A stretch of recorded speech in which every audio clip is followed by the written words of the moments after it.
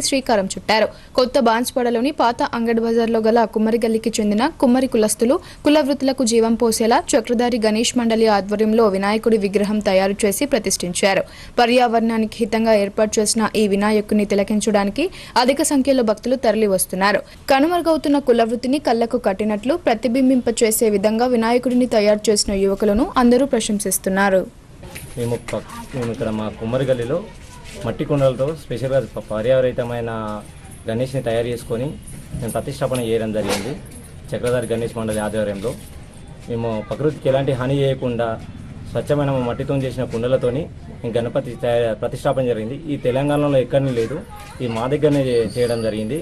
ఇంకోటి ఏంటంటే ఇప్పుడు కుల వృత్తులు కనుమరుగవుతున్న టైంలో మా కుల వృత్తిని ప్రోత్సహించడానికి కోసం మా ఎంతో సహకారంతో ఇది మేము చేసి ప్రతిష్టాపన చేయడం జరిగింది.